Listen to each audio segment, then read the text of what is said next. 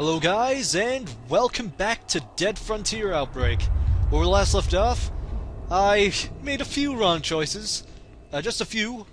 Nobody will tell you otherwise because they're obviously lying.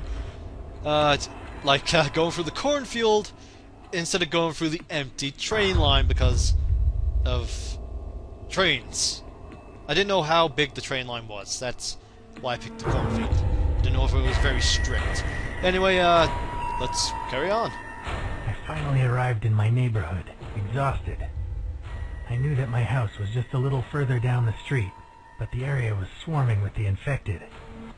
Most of them seemed distracted by what few survivors remained, but I knew it was only a matter of time before they noticed me. I remembered about a small alleyway nearby, one that would take me most of the way home in relative safety. I entered the alley, and as expected, it seemed totally devoid of life. However, as I walked past a large dumpster, an infected old man stepped out of the shadows and tried to grab me. Okay, grab him by the neck and push him away, grab his torso and push him away, punch him in the face, or throw him over your shoulder. Okay, throw him over your shoulder will probably end up him biting you. Punch him in the face might be funny. Might just pick that because it's funny. It might even work. Grab his torso. He'll probably grab my arm and then start biting on it. Also could grab him by the neck. I'm gonna punch him in the face just because it's gonna be funny. I punched him as hard as I possibly could, but it didn't seem to have any effect. Before I could swing again, he grabbed me and sunk his teeth deep into my neck. I knew that wouldn't work. I just wanted to see what would happen. Okay. Nope. Next. Okay, so I'm gonna grab him by the neck. I don't know if this would work either. Let's see. I grabbed him by the neck, realizing that he'd be unable to bite me. I pushed him away as hard as I could, and he stumbled backward. Okay, so again, 50-50s, even though I knew punch him in the face wouldn't work. Okay. I had bought myself valuable time, but it wouldn't take long for the creature to regain its balance and come at me again. I turned to run back the way I had came, only to see that another group of them had followed and were now blocking my retreat. My only hope was to try and get past the lone infected. Okay, grab a brick and throw it at his head. Grab a brick and hit him in the head. And hit him in the head with it when he gets close, sorry. Or try and run past him. Okay, I do not trust his ability to hit him over the head when he's close, but it might be the only way he actually gets a good enough shot. Throw the brick, he might miss and then die. Try to run past him. Maybe? I don't know. I'm gonna try and run past him. I scrambled to my feet and ran at him as fast as I could. I said run past him! Narrowly escaping the infected's grasp and pushing him to one side. I had escaped, but more by luck than judgment. Okay, so for the ones 50-50 actually worked out for me. I sped down the alley and back onto the street. When I looked over my shoulder, there was no sign of my pursuers. I could see my house now, just 100 feet or so away. My heart sank when I saw yet another group of infected wandering aimlessly between me and my goal. Okay, try and sneak past him, or try and sneak past them, try and run past them, or try and go through my neighbor's rear gardens. Sneak maybe, run, no, get spotted, get killed. Go through my neighbor, might be infected in the neighbor's yard, I don't know.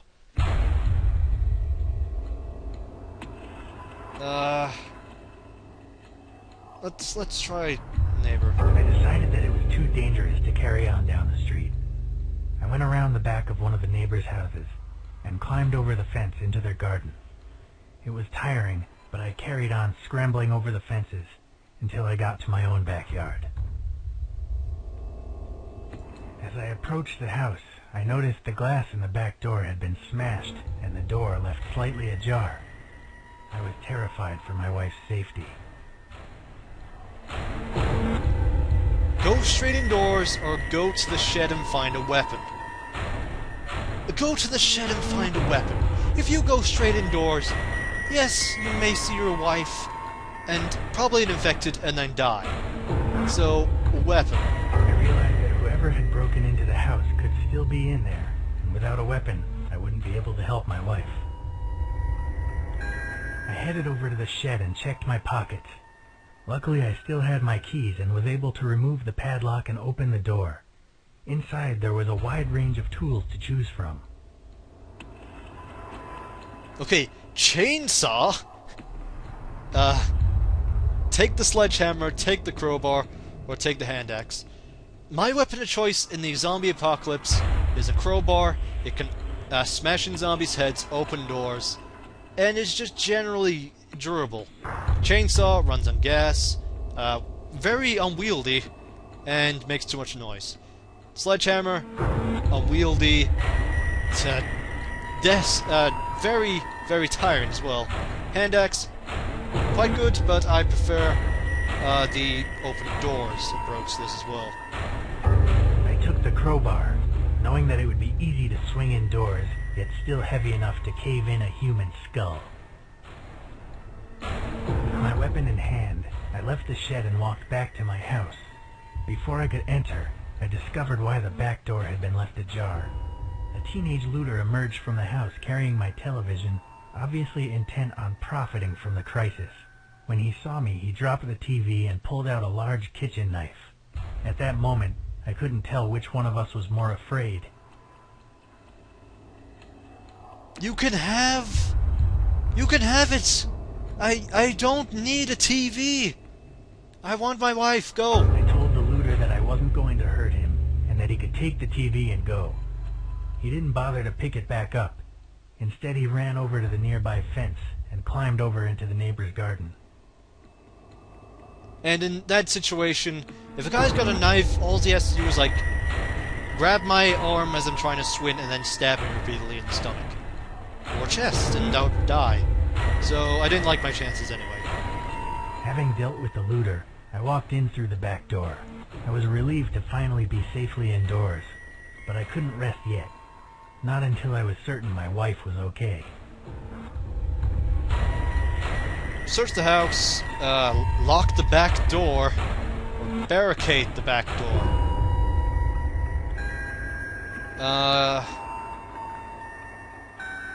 Why does it give me the option to lock and barricade the back door? I'm gonna say barricade the back door. I quickly shut the back door and locked it, then looked around for some furniture to wedge in front of it. It took me a few minutes to properly secure the entrance, but at least I knew nobody would be able to force their way in. I began searching the ground floor for my wife. As I came into the living room, I saw that John from next door was standing there. He had his back to me, and was clearly oblivious to my presence. His shirt was covered in red stains. Is he infected? Back away slowly, hope he doesn't notice. See if he's okay. Why would he be here? Is he trying to save my wife? I don't know!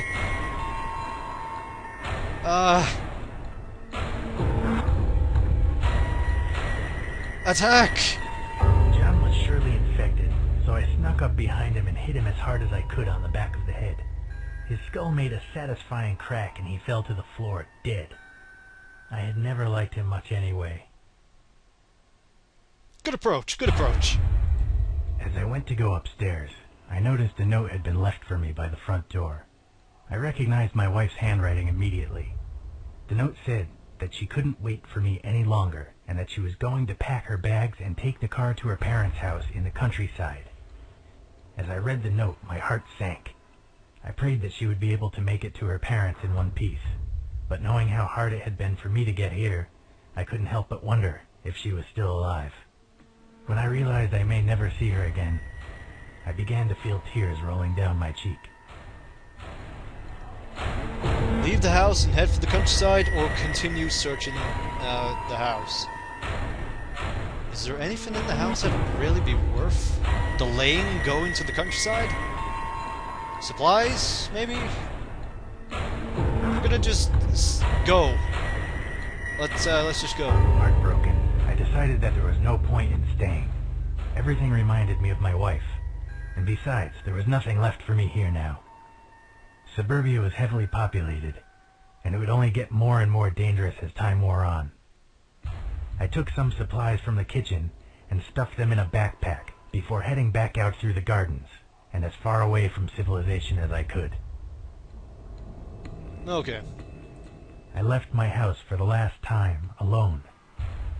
I climbed over the garden fences and headed for the countryside. I knew I had to get away from populated areas as quickly as possible if I was to have any hope of survival. Yet without my wife by my side, I could barely see the point. I'm not sure how I managed to avoid the infected as I made my way out of town, but I soon found myself on an abandoned farm just a few miles away. As night fell, I decided to shelter in the old barn. It was cold, dark, and bitterly lonely. I sobbed for hours, wondering what I had done to deserve this living hell. By dawn, I had made up my mind. I took a short rope and climbed up into the loft. What? What? You killed yourself!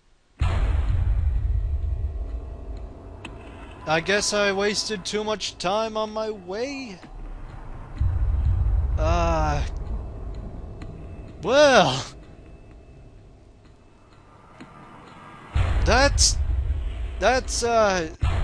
not what I wanted to happen. Okay, let me speed through this and see what happens. I'm gonna try and find... in fact, the first one's quite quick.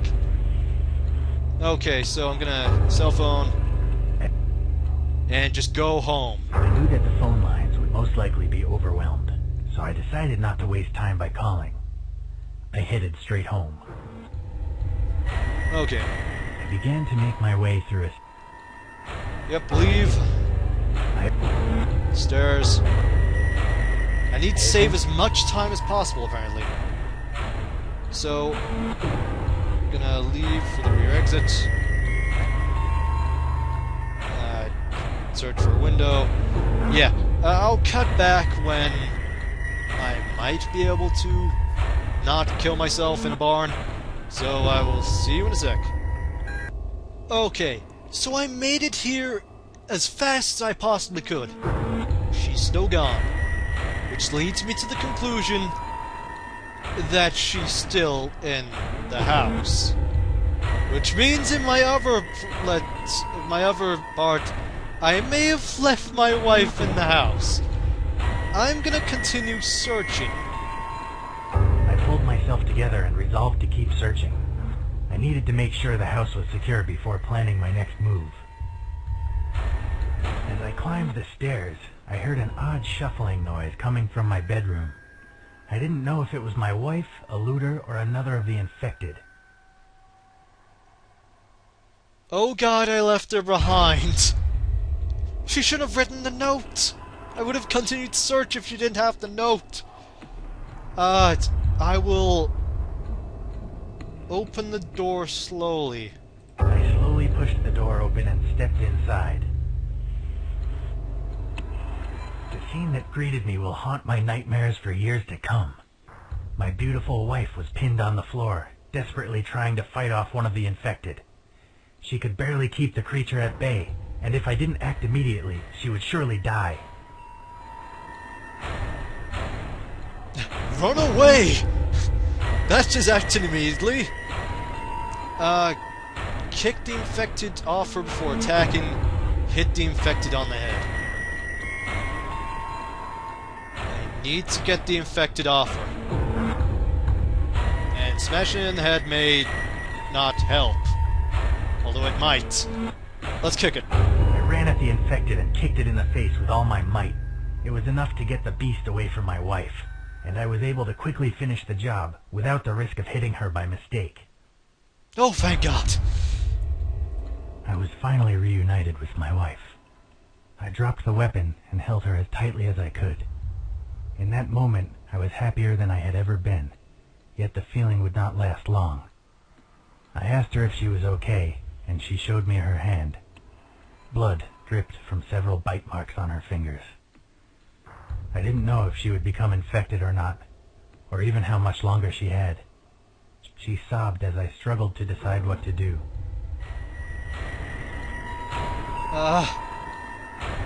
I'm sorry. I'm gonna have to cut off your fingers. If I take you, the bite marks will kill you and turn you into a zombie.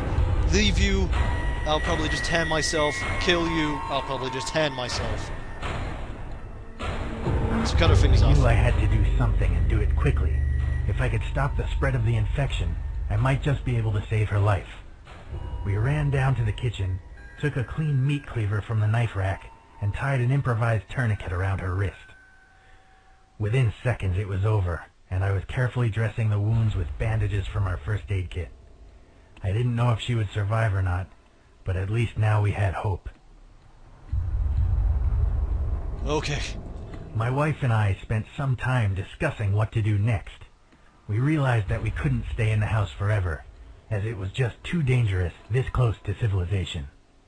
We decided that our best bet was to load up the car with food and supplies, and then head for her parents' house out in the country.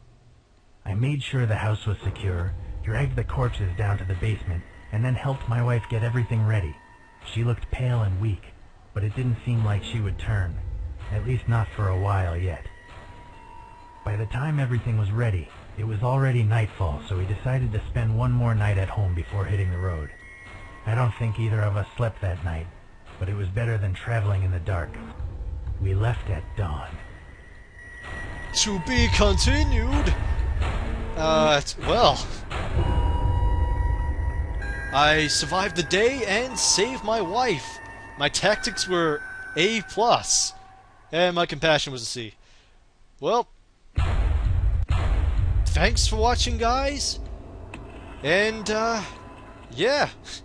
It was a fun game. I would recommend you check it out, try the other options, see the other ways he could possibly die. Well, I may come back to the Be Continued. We'll see. For now, thanks for watching, guys, and I will see you in the next part. Well, I'll see you in my next Let's Play, and possibly the next time I go back to this. So, see you then, guys.